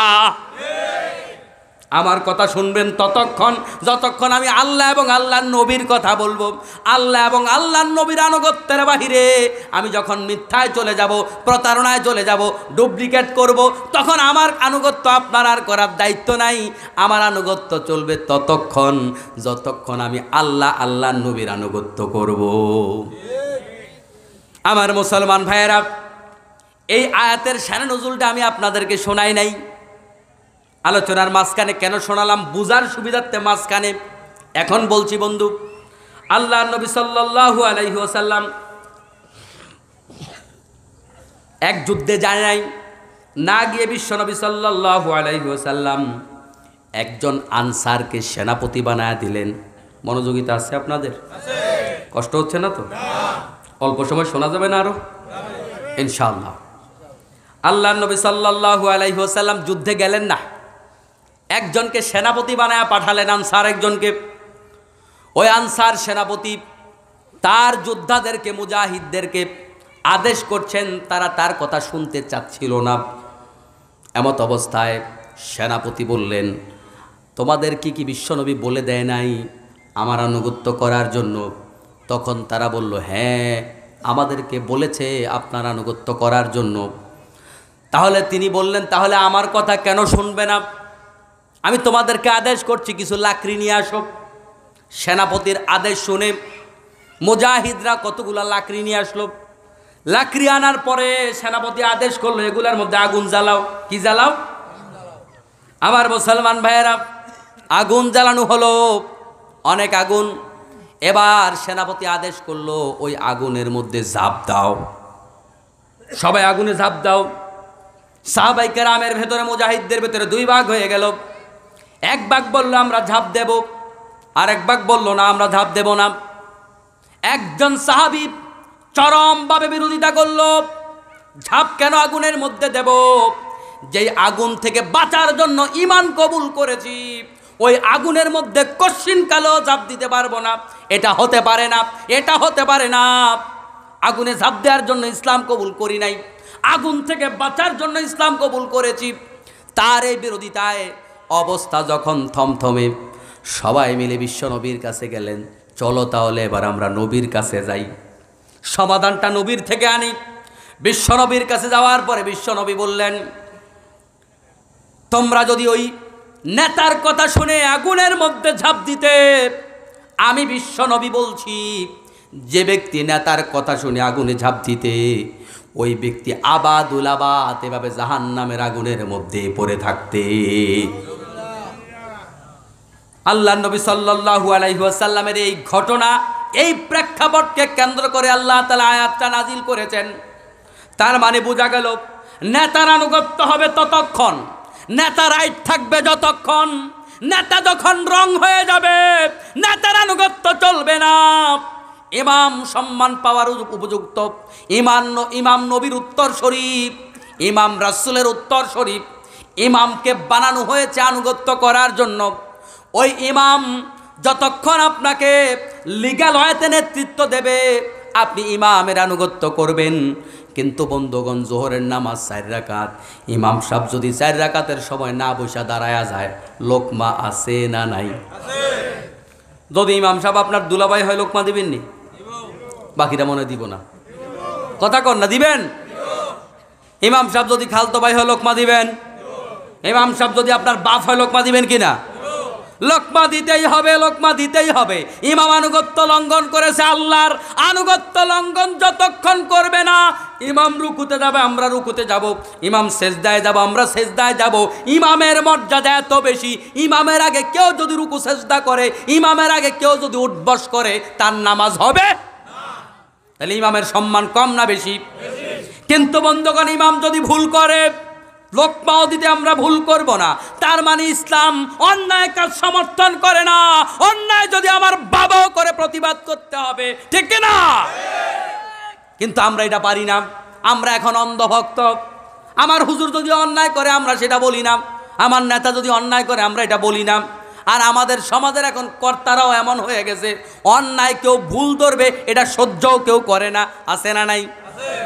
কিন্তু হযরত আবু বকর রাদিয়াল্লাহু তাআলা আনহু যখন ক্ষমতার চেয়ার পেলেন, যখন আবু বকর প্রেসিডেন্ট, তিনি সাহাবায়ে কেরামদেরকে ডেকে ডেকে বললেন, ও আমার ভাইরা শোনো, আমি যদি কখনো বাঁকা পথে চলে যাই, তোমরা দয়া করে আমারে সোজা করে দিও।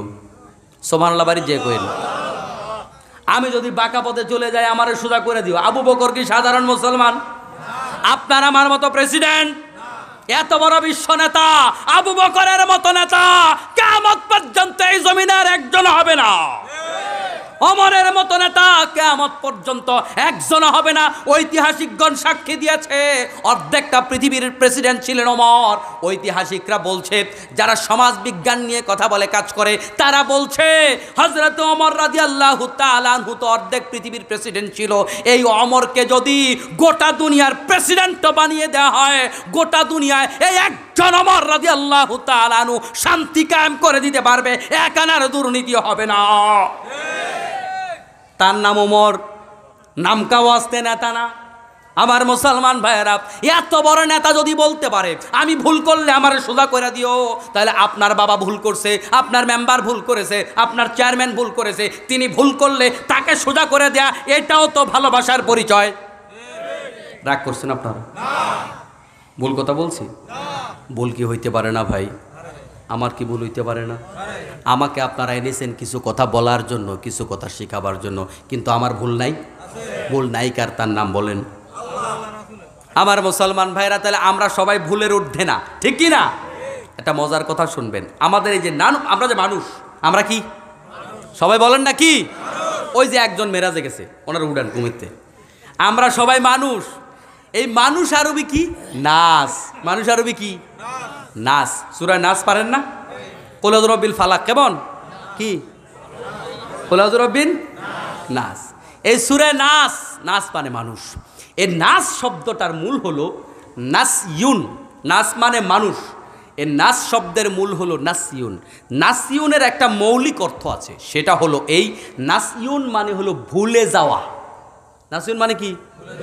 তার মানে মানুষের প্রাকৃতিক একটা স্বভাব হলো মানুষ ভুলে যায়। আমাদের সৃষ্টিগত স্বভাব হলো আমরা ভুলে যাই, আমরা ভুল করি। ভুলের ঊর্ধ্বে মানুষ নয়। অতএব ভুল সংশোধন যিনি করে দেবেন তিনি বন্ধুত্বের পরিচয় দেবেন, আর ভুল সংশোধন করার পরে যিনি গ্রহণ করবেন তিনি মহান মানুষ, ঠিক কিনা? ভুলের ঊর্ধ্বে মানুষ নাই, ভুল সংশোধন আপনাকে করে দেবে। আপনি যত বড় মহান নেতা হন না কেন, আপনি ধন্যবাদ দিবেন, আপনি মহানুভব, আপনি ভালো মানুষ। আর ভুল ধরার পরে যে সমস্ত লোকেরা রাগ করে, ওরা হলো শয়তান। ওরা কি? শয়তান ভুল করছে, আল্লাহ ভুল ধরছে, শয়তানের মন মতো হয় নাই। শয়তানের মন মতো, এই মন মতো না হওয়ার কারণেই তো সে শয়তান। ভুল যদি শয়তান স্বীকার করতো, সে কি শয়তান হইতো? তাহলে ভুল করার পরে ভুল যে স্বীকার করে না, এতে হলো শয়তান। আর ভুল করা অন্যায় নয়, ভুল মানুষ করবে, এটা তার জন্মগত ফিতরাত, জন্মগত স্বভাব, সৃষ্টিগত স্বভাব। ভুল করবেই, আমরা ভুল করি, ঠিক কিনা?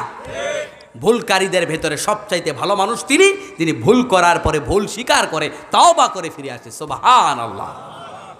আমার মুসলমান ভাইয়েরা, বিশ্বনবী সাল্লাল্লাহু আলাইহি ওয়াসাল্লাম ওই সাহাবীদেরকে বললেন, তোমরা যদি তোমাদের নেতার আনুগত্য করে আগুনের মধ্যে ঝাঁপ দিতে, তাহলে আবাদুল আবাদ আগুনের মধ্যে থাকতে। তাহলে বন্ধু, ইমামের আনুগত্য করব আমরা ততক্ষণ, ইমাম আল্লাহ রাসূলের আনুগত্য করবে যতক্ষণ, ঠিক কিনা? ইমাম সাহেব যদি রুকুর জায়গায় দাঁড়ায়া যায়, সিজদার জায়গায় সিজদা না দিয়া যদি বসা যায়, এরকম কোনো ভুল যদি ইমাম করে, লোকমা আছে না নাই? কি বলবেন পিছন থেকে? আসলে আল্লাহু আকবার প্রচলন থাকলেও এটা কিন্তু সুন্নাহ না। সুবহানাল্লাহ। সুন্নাহ কি? এটা বাংলাদেশে কে বা কারা কিভাবে যে প্রচলন হয়েছে, এটা আমার মসজিদে বলেন, আপনার মসজিদে, সব জায়গায় এমনিই চলতেছে। কিন্তু সুন্নাহ সম্মত পদ্ধতি হলো সুবহানাল্লাহ। কি বলা? ভাই শিখার জন্য তো বসছি এখানে, তাই না? শিখতে হবে তো ভুলগুলো, ভুল তো আছে আমাদের, তাই না ভাই? সুবহানাল্লাহ। এখন ইমাম সাহেব একবার ভুল করলে আপনি লোকমা দিলেন, ইমাম সাহেব শুদ্ধ হয় নাই, আবার ভুল আছে না নাই? আবার লোকমা আছে না নাই? আবার লোকমা দিলেন ইমাম সাহেব, আবার লোকমায় সোজা হইল না। বন্ধুগণ, আপনি আবার লোকমা দিবেন, ইমাম সাহেব সোজা হইল না। 3 লোকমায় যদি ইমাম সোজা না হয়, এরপরে কি কাম? ছাইরা দিবেন ইমাম সাহেবরে। ইমাম রাজি বলেন, ইমাম সাহেবরে ছাড়া যাবে না। কি করতে হবে? ইমাম সাহেবরা তখন সম্মান দিছেন, শ্রদ্ধা করছেন, তার লগে উঠবস করছেন, সব করছেন, ইক্তাদাই তো বিহাজাল ইমাম কইছেন, সব ঠিক আছে। 3 বারের পরে যে ইমাম সোজা হবে না, ইমাম রাজি বলেন, পেছন থেকে এভাবে থাপ্পড় মারতে হবে ইমামকে। কি মারতে হবে? মাসালা শোনেন, গল্প শোনাইতেছি না। থাপ্পড় মাইরা পাঞ্জাবি এবং গোস্ত সহ ধরবেন। পাঞ্জাবি এবং, কারণ আস্তে ধরলে তো গোস্ত হাতে আসবে না। ইমাম সাহেবের পাঞ্জাবি গোস্ত সহ ধরতে হবে, ধাক্কা দিয়ে পেছনে আনতে হবে, সরাই আর একজনকে সামনে দেবেন। আমার মুসলমান ভাইয়েরা, নামাজের মধ্যে কোনো কারণে হাত একটা ছাড়লে অসুবিধা নাই, কিন্তু হাত দুইটা যদি আপনি তাকবীর ছাইরা দেন, একেবারে নিয়ত ছাইরা দেন, নামাজ কি হবে? কিন্তু বন্ধুগণ, এখন প্রশ্ন করতে পারেন, হুজুর তাইলে একজনকে বিদায় করার জন্য হাত একটা ব্যবহার করলো, আর এক হাত দিয়ে ইমাম আর একটা ঠেলা দিয়ে দিল, এখন হাত তো দুইটাই গেছে, নামাজ তো গেছে। না না বন্ধু, নামাজ যাবে না, এটা হলো জরুরি অবস্থা। এটা কি অবস্থা? আপনি হইলেন তত্ত্বাবধায়ক সরকার, মাঝখানে আপনি পিছনে যে দাঁড়াইছেন, এই জরুরি অবস্থা আপনি নির্বাচন করাইতেছেন। আপনি একজনের পেছনে দেবেন, তারে ততক্ষণ ধরে রাখবেন যতক্ষণ পেছনের টারে না দিবেন সামনে। প্রশ্ন হইল ধৈরা রাখবেন কেন? ধৈরা রাখবেন হলো এই জন্য, এই ইমাম আবার সামনে যাইতে পারে। যেই জালেম 3 বার লোকমা দেওয়ার পরে পেছনে যায় না, নিয়ত ছাড়ে না, সোজা হয় না, ওই জালেম নির্লজ্জ, ওই জালেম আবার ক্ষমতায় যাইতে পারে। এই জন্য তার টান দিয়া ধরে নতুন করে একজনের ক্ষমতায় বসাইতে হবে। মাসআলা বলছি, বানায়া বলছি না আমার মুসলমান ভাইয়েরা। তার ইমামকে সম্মান করব, 1 বার 2 বার 3 বার ভুল করার পরে লোকমা দিতে হবে, ধাক্কা দিয়ে পেছনে ফেলে দিতে হবে। এটা আমরা মসজিদে ঠিকঠাক মতোই আমল করি, কিন্তু সমাজের মধ্যে কত ডাকাত বৈশা আছে, 3 বার না 6 বার ভুল করার পরেও আমরা লোকমা দেই না। লোকমা শব্দ ইমাম সাহেবরা দেয়, বাহিরে দেয় না। ও মুসলমান ভাইয়েরা, নামাজ একটা প্র্যাকটিস। নামাজ শুধুমাত্র ইবাদত নয়, নামাজের সমাজ গড়তে হবে। নামাজে মাথা নিচের দিকে, সমাজেও থাকবে মাথা নিচের দিকে। নামাজে কাতার বন্দী থাকেন, সমাজেও ঐক্যবদ্ধ থাকবেন। নামাজের মধ্যে হিংসা বিদ্বেষ থাকে না, সমাজেও হিংসা বিদ্বেষ থাকবে না। নামাজের মধ্যে একজনের মাথায় আরেকজনের পাও লাগলে আপনি সহজে মাফ করে দেন, ক্ষমা চাওয়া লাগে না। সমাজের মধ্যে একজন আরেকজনের গায়ে কোনো ভুলক্রমে লেগে যেতে পারে, কোনো একজনের ভুল ত্রুটি হয়ে যেতে পারে, সেটাও সমাজের মধ্যে মাফ করতে হবে, ঠিক কি না? নামাজের চরিত্র সমাজের ভিতরে ঢুকাইতে হবে, তাহলে সমাজটা নামাজের মতো সুন্দর হয়ে যাবে। আমার মুসলমান ভাইয়েরা, নামাজের মধ্যে আমরা সবাই বালা মানুষ, সমাজের মধ্যে এক একজন বাপরে বাপ। নামাজের মধ্যে আমরা বিনয়ী হয়ে যাই, নামাজের মধ্যে আমরা নম্র হয়ে যাই। মসজিদে কেউ জোরে আওয়াজে কথা কয় না, মসজিদে ইমামের উপরে কেউ জোরে কথা বলে না, কিন্তু সমাজের মধ্যে এখন ইমামের 1 আনার দামও নাই। মানেন আর না মানেন, কথাকে ভুল বলছি? ইমাম সাহেব আইসা দমকায় সভাপতি, সভাপতি বউয়ের লগে ঝগড়া করে আইসা ইমাম সাহেব দমকায়। আমার মুসলমান ভাইয়েরা, যে সভাপতি ইমাম সাহেব দমকায়, সভাপতি চেহারার দিকে তাকাইলে বোঝাও যায় না মুসলমান না হিন্দু, আছে না নাই? একটা ঘটনা বলাই লাগে। আমার মুসলমান ভাইয়েরা, আমাদের তো একটা স্বভাব আছে, কারণ আমরা যেখানে যাই সেখানে বক বক করি। আমরা তো বক্তা, কথা বুঝেন নাই? এজন্য আমরা বসে থাকি না, যেখানে যাই আমরা কথা বলি, এটা আমাদের স্বভাব। কালকে যাওয়ার সময়, যখন এই বিপদে পড়ছি, এই সন্দীপ যাওয়ার সময়, তো এখন পাশে বসে আছে এক হিন্দু ভদ্রলোক। এখন বেচারার তো দাড়ি বোঝ কিচ্ছু নাই, এখন আমি তো বুঝতেছি না এখন বেচারা কি মুসলমান না হিন্দু, কেমনে বুঝবো কোন? এখন বেচারারে জিজ্ঞেস করলাম, চাচা আপনার নাম কি? নাম কি জানি একটা বলছে, মানে নামে আমি নিশ্চিত হইতে পারলাম না মুসলমান না হিন্দু। দেখেন, আসলে আমাদের নামগুলার এমন করুণ অবস্থা, নামেও বোঝা যায় না মুসলমান না হিন্দু। আমার বাসা জিরাবো, আমি এক মোবাইল দোকানে গেলাম, যাওয়ার পরে জিজ্ঞেস করে, এই তোমার কি নাম? বলতেছে, ভাই আমার নাম, হুজুর আমার নাম দুলাল। তো পাশে 2 জন কর্মচারী, একেবারে একই দোকানে, দেখেন গল্প না, কেমনে জানি মিলে গেছে। উদাহরণটা দেখেন, এই তোমার কি নাম? বলতেছে, হুজুর আমার নামও দুলাল। কিরে, এক দোকানে কর্মচারী 2 জন, 2 জনের নামে দুলাল। এবার খোঁজখবর নিয়ে দেখলাম 2 জনের নাম দুলাল ঠিক, কিন্তু 2 দুলাল মুসলমান না, 1 দুলাল হিন্দু, 1 দুলাল মুসলমান। একেবারে বাস্তব সাক্ষী। এমন নাম আপনি রাখলেন, আপনার নামে মুসলমান না হিন্দু বোঝা যায় না। বড় আফসুস, বড় আফসুস, হাসরের মাঠে ধরা খাবেন। বাবা মারা এর আগে ধরা খাবেন, আপনার সন্তানের নাম মুসলমানের নাম কেন রাখলেন না? এখন হিন্দু বেচারা ভদ্রলোকের নাম শুনে আমি বুঝি নাই মুসলমান না হিন্দু। এবার কি দিয়া নাম জিজ্ঞেস করছি আসলে এই কারণে, তা আমি বুঝতে চাই এটা মুসলমান কি না। এখন তাতেও যখন বুঝলাম না, এবার জিজ্ঞেস করি, চাচা নামাজ পড়েননি আপনি? কয়, ভাইস্তা আমি তো হিন্দু। নাম দিয়া তো বুঝি নাই, এবার জিজ্ঞেস করলাম আর কি যে নামাজ পড়েন কি না? কয় আমি হিন্দু।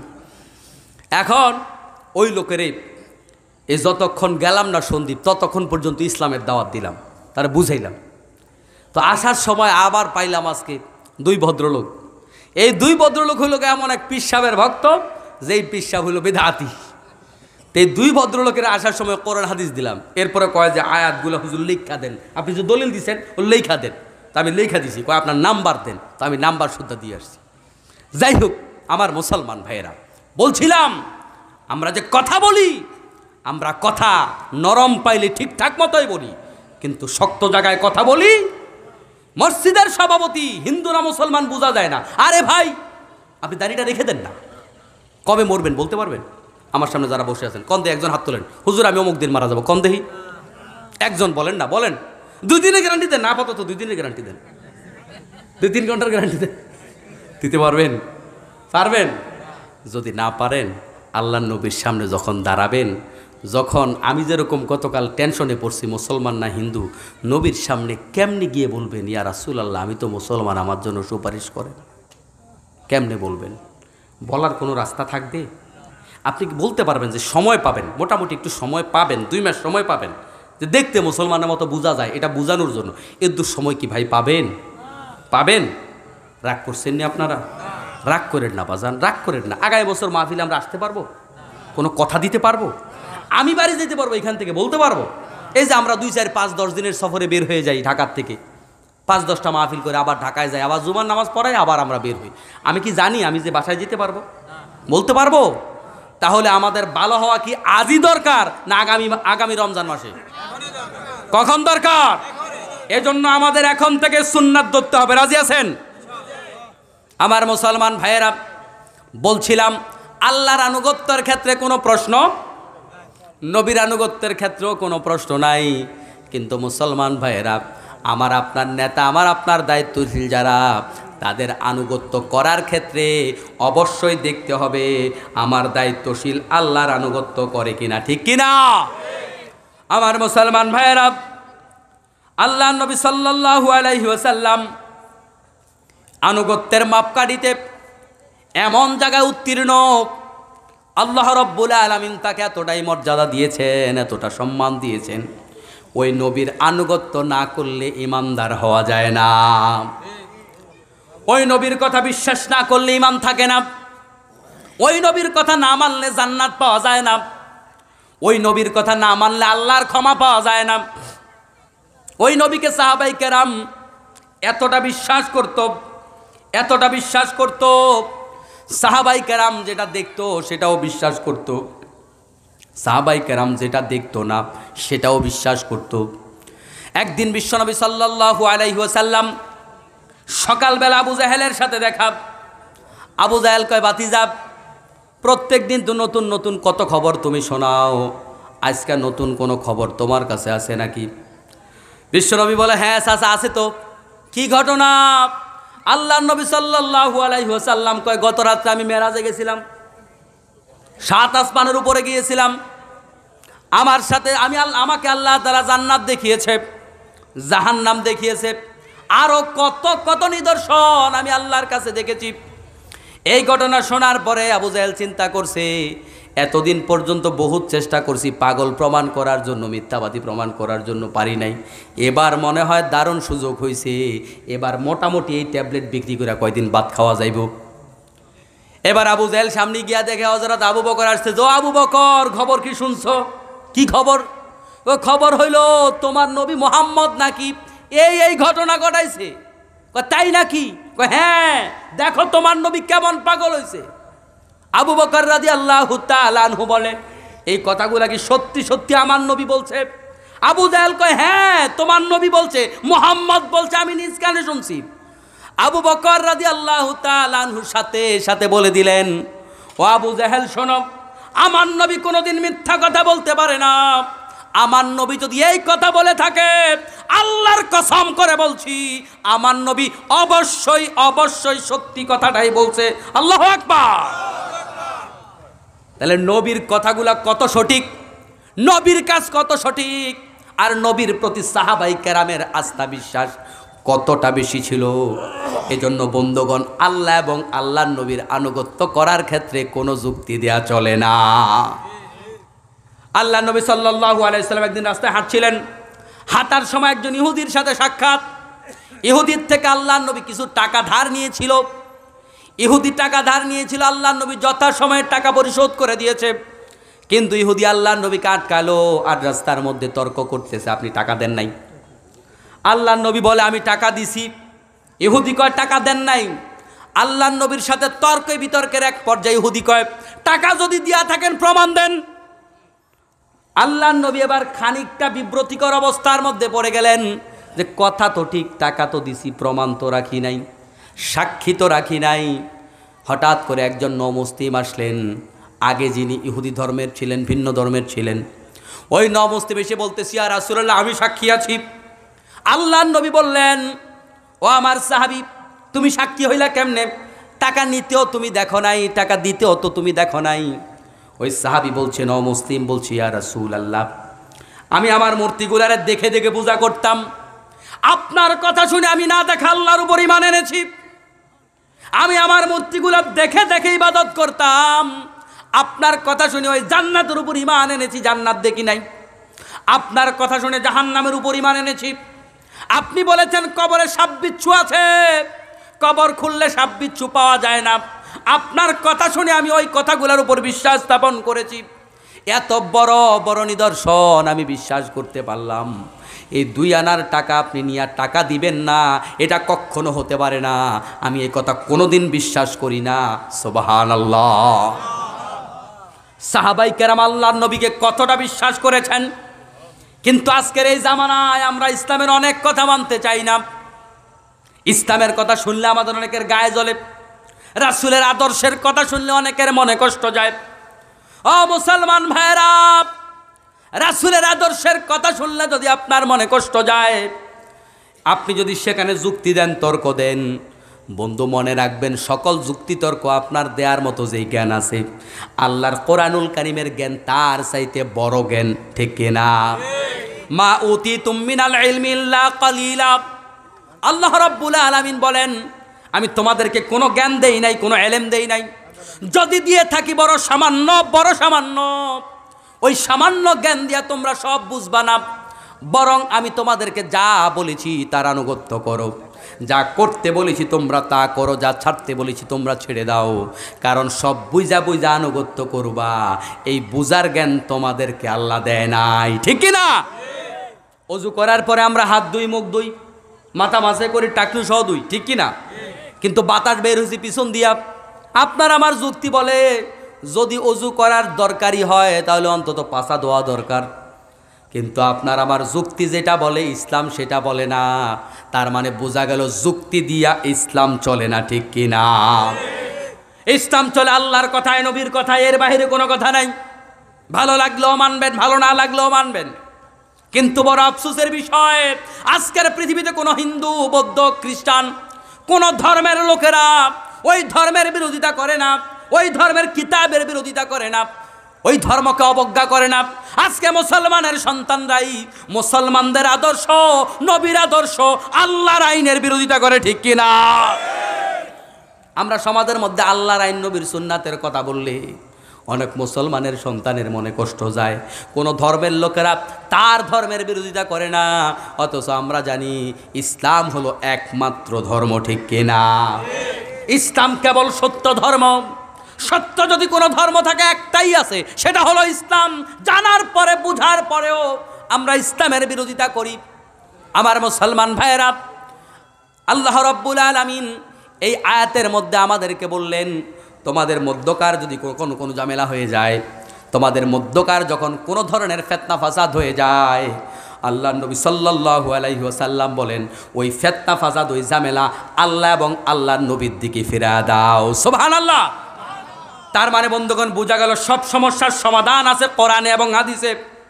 এখন আমরা সমস্যার সমাধান কোরআন হাদিসে খুঁজি না। ওই যে আলোচনা শুরুতে বললাম, চা দোকানে বসে আমরা আড্ডা দেই, আপনি কোরআন পড়েন, আপনি হাদিস পড়েন, সব কিছুর সমাধান পাওয়া যাবেন। কিন্তু কোরআন হাদিস পড়ে না, এমনি বক্তব্য দেয়, কয় ওরা হইলো শরীয়তের হুজুর, আমরা হইলাম মারেফতের হুজুর। শরীয়তের কোরআন শরীফ হইলো 30 পারা, মারেফতের কোরআন শরীফ হইলো 60 পারা। আছে না নাই? নাউজুবিল্লাহ বলবেন না? এই কথা বললে ইমান থাকবে না, ইমান থাকবে না। আল্লাহর ধন নবী পাইয়া, আল্লাহ গেছে গায়েব হইয়া, নবীর ধন খাজা পাইয়া বৈশা আছে আজমিরে, খাজা বাবার দরবারেতে, কেউ ফিরে না খালি হাতে, এমন বক্তব্য দেওয়ার গান গাওয়ার লোক আছে না নাই? আমার মুসলমান ভাইরা, আল্লাহ রাব্বুল আলামিন সরাসরি নবীকে বলেছেন, কুল্লা আকুলু লাকুম ইনদি খাজাইনুল্লাহ। নবী হে, আপনি ঘোষণা দিয়া দেন, আমার কাছে আল্লাহর ভান্ডার নাই, আল্লাহ রাব্বুল আলামিন নবীকে বললেন, আপনি ঘোষণা দেন আমার কাছে আল্লাহর ভান্ডার নাই। এখন আমাদের 12 আউলিয়ার দরবারের লোকেরা কয় আল্লাহর ভান্ডার নবীরে দিছে। নাউজুবিল্লাহ বলবেন না? নবীর ভান্ডার খাজারে দিছে। এখন নবীও খালি, আল্লাহও খালি, সব আছে খাজার দরবারে, আছে না নয়? আমার মুসলমান ভাইয়ের জন্য খাজার দরবারে মাথা ঠেকায়, খাজার দরবারে মস্তক অবনত করে, খাজার দরবারে সন্তান চায়। ও মুসলমান ভাইয়েরা, সন্তান দেওয়ার মালিককে, ভালো মন্দ করার মালিককে। আল্লাহ ছাড়া কেউ কল্যাণ অকল্যাণ করতে পারে না, আল্লাহ ছাড়া কেউ ভালো মন্দ করতে পারে না। খাজা বাবার কোনো কিছু দেওয়ার কোনো ক্ষমতা নাই, ক্ষমতা আছে কার? খাজা বাবার কাছে আপনি চান, ওই খাজা বাবা যদি কোনো কিছু দিতে পারতো, আমি তো বলি খাজা বাবা আপনারে যেটা দিত সেটা হলো এই, খাজা বাবা যদি দেওয়ার মতো সামর্থ্যটা তাকে আল্লাহ তাআলা দিত, 2টা থাপ্পড় দিয়া বলতো, বেটা আমি আজীবন আল্লাহর কাছে চাইছি, তুই আমার কাছে চাস কেন? ঠিক কিনা? চাইবেন কার কাছে? আল্লাহ রাব্বুল আলামিন এখানে সমাধান দিয়েছেন, তোমাদের মধ্যকার কোনো ঝামেলা হলে কোরআনের কাছে ফিরে যাও, হাদিসের কাছে ফিরে যাও। এখন যারা বলে শরীয়তের কোরআন শরীফ 30 পারা, মারেফত 60 পারা, হতরে জিজ্ঞেস করেন 60 পারা কোরআন শরীফ থেকে তুই 2টা আয়াত ক। আমি তো কুল হুয়াল্লাহ সূরা পারি, সূরা নাস পারি, আলাম তারা পারি, কেমন? এগুলো কোরআন শরীফের আয়াত না? তা আপনি বলেন আমি তো আয়াত অনেকগুলা পারি, তুই 60 পারার থেকে আয়াত 2টা ক দেখি, ওইটার আয়াত কেমন একটু শুনি। আছে? মিথ্যা কথা বলে বলে জনগণকে ঈমান হারা করা হচ্ছে। ইসলাম স্পষ্ট, গোপন কোনো কিছু ইসলামের মধ্যে নাই। আল্লাহর নবী আমাদের জন্য কোনো কথা গোপন রেখে যান নাই, সব খুলে খুলে স্পষ্ট করেছেন। এটার নামই হলো ঈমান। এ কথার উপর বিশ্বাস স্থাপন করতে হবে। ইসলামে গোপন বলতে কিচ্ছু নাই, সব প্রকাশ্য, ঠিক কিনা? আমার মুসলমান ভাইয়েরা, এজন্য আমরা চা দোকানে সমালোচনা না করে সমাধান খুঁজবো কোরআনে, সমাধান খুঁজবো হাদিসে। দৈনিক 2টা আয়াত পড়েন অর্থসহ, দৈনিক একটা হাদিস পড়েন, দেখবেন বন্ধু আপনার হৃদয়ের চোখ খুলে যাবে। সব সমস্যার সমাধানগুলো আল্লাহর কোরআনে, নবীর সুন্নাহর মধ্যে খুঁজে পাবেন, ঠিক কিনা? তখন আর আপনি বলবেন না যে এক এক হুজুর এক এক রকম কেন বলে, তখন আপনি নিজেই আসল সমাধানটা পেয়ে যাবেন। রাজি আছেন? আজকের মাহফিল থেকে আমরা সিদ্ধান্ত নেব, সবাই আমরা কোরআন পড়ব। সবাই আমরা কি পড়ব? কোরআন না পড়ে মারা গিয়ে আল্লাহর জান্নাত পাওয়ার কোনো সম্ভাবনা নাই। কবরের আযাব, কবরের ধরা থেকে বাঁচার কোনো সম্ভাবনা নাই। কবরের প্রশ্নের জবাব দেওয়ার কোনো সম্ভাবনা নাই, স্পষ্ট করে বলে দিলাম। এই জন্য আমার মুসলমান ভাইয়েরা, যারা বুড়া হয়ে গেছেন, মুরব্বী বাবারা, এটা মনে করেন না নামাজ রোজা তো করি, অন্তত কোনো রকম জবাব দেওয়া যাবে কোরআন না পেরে। কোরআন না পেরে আল্লাহর দরবারে পার পাওয়ার কোনো রাস্তাই নাই। কোরআন আপনার বিরুদ্ধে মামলা দিবে হাসরের মাঠে। কোরআন আল্লাহর বিরুদ্ধে আল্লাহর কাছে মামলা দেবে। এ কোরআন জীবন্ত কোরআন, হাসরের মাঠে কোরআন কথা বলবে। আল্লাহর সামনে আল্লাহ হাসরের মাঠে কোরআন শুধু কথা বলবে না, কোরআন আল্লাহর সাথে তর্ক করবে। সুবহানাল্লাহ। তর্ক করবে, আল্লাহ এরে মুক্তি না দিলে আমি ছাড়বো না, এর মুক্তি দেওয়া লাগবে। আর আল্লাহর কাছে তর্ক করে কোরআন বলবে, এর সাথে আমার কোনো সম্পর্ক ছিল না, আমি তারা চিনি না, তারা জাহান্নামে দিয়া দাও। আন্নাল কোরআন মাহিদুল মুসাদ্দাক শাফিউল মুশাফফা। বিশ্বনবী বলেন কোরআন সাক্ষীদাতা, আর কোরআনের সাক্ষী আল্লাহ তাআলা কবুল করবে। সুবহানাল্লাহ। কোরআন যা সাক্ষী দিবে আল্লাহ কবুল করবে। এখন আপনি কোরআন পড়তে পারেন না, কোরআন সাক্ষী দিবে বলেছেন মুহাম্মদ সাল্লাল্লাহু আলাইহি সাল্লাম, তাহলে ওই হাসরের মাঠে কোরআন কি আপনার পক্ষে সাক্ষী দিবে? কোরআন বলবে মাবুদ আমি তো তারে চিনি না, অতএব পার পাওয়ার কোনো রাস্তা থাকবে না। আজকের মাহফিল থেকে আমাদের এটাই শপথ হোক, যে যেখানে আছি, বয়স যাই হোক না কেন, ইমামের কাছে, মুয়াজ্জিনের কাছে, প্রাইভেট টিউশনের মাধ্যমে হলো আজ থেকে কোরআন শিখবো। সবাই কোরআন শিখে দুনিয়ার থেকে যেতে চাই, সবাই কোরআনের ছাত্র হব। কারা কারা কোরআনের ছাত্র হতে চান 2 হাত তুলে আল্লাহকে দেখান। নারে তাকবীর। আল কোরআনের আলো, আল হাদিসের আলো। আল্লাহ আমাদের হাতগুলা কবুল করুন, আমিন। 5 ওয়াক্ত নামাজ জামাতে আদায় করব, পারবেন তো ইনশাআল্লাহ? মাহফিল শুনলাম, নামাজ পড়লাম না, লাভ হবে ভাই? 5 ওয়াক্ত নামাজ পড়ব, পারবেন না? ফরজ রোজা ছেড়ে দেবো না, পারবেন না? হারাম খাবেন না, কারোর সুদের টাকা, ঘুষের টাকা, পরের হক খাবেন না, পারবেন তো ইনশাআল্লাহ? তবে যৌতুক নিলে কোনো অসুবিধা নেই, কারণ এখন তো খাট পালং দেয়, এখন তো আগের মতো টাকা দেয় না। অসুবিধা আসেনি? এই জুলুম করবেন? করবেন এই জুলুম? প্রত্যেকটা বাবার সিদ্ধান্ত নেন, আমি যৌতুক নেব না, আমার ছেলের জন্য আমি যৌতুক নেব না, পারবেন তো ইনশাআল্লাহ? এই হারামগুলো সমাজের মধ্যে ফেতনা লাগাচ্ছে, অশান্তি সৃষ্টি করছে, ঘরে ঘরে অশান্তি, এই টাকা পয়সার লোভ আর যৌতুকের ঠেলা, ঠিক কিনা? দেখেন অনেক পরিবারের মধ্যে অশান্তি, ছেলেও ভালো মেয়েও ভালো, দাম্পত্য জীবন ভালো করছে, পিতামাতার ঠেলাঠেলি, শুধু যৌতুকের ঠেলাঠেলি। বৌমা তোমার বাপের বাড়িতে কিচ্ছু দিল না, আমার ওই ফোলার বাপের বাড়িতে বহুত কিছু দিছে, ওই ফোলার শ্বশুর বাড়িতে অনেক কিছু দিছে। অথচ মেয়েটাও ভালো ছেলেটাও ভালো, শান্তিতে আছে। শ্বশুর শাশুড়ির গুতাগুতি, অর্থাৎ ছেলের বাবা মার গুতাগুতি, পরিবারের মধ্যে অশান্তি আছে না ভাই? তাহলে দুনিয়াতেও অশান্তি, আখিরাতেও অশান্তি। এই হারাম কাজগুলো আমরা করবো না, রাজি আছি তো? আল্লাহ পাক রব্বুল আলামিন এতক্ষণ পর্যন্ত ছোটাছাটা যে কথাগুলো বললাম এলোমেলো, আমি সহ সবাইকে আমল করার তৌফিক দান করুন, আমিন। হাদা মা ইনদি ওয়াল ইলমু ইনদাল্লাহি আলাইহি তাওয়াক্কালতু ওয়া ইলাইহি উনীব। আসসালামু আলাইকুম ওয়া রাহমাতুল্লাহ। জি, আপনারা একটু যারা দাঁড়ায় আছে একটু বসেন তো, আমরা দোয়া করে দেব।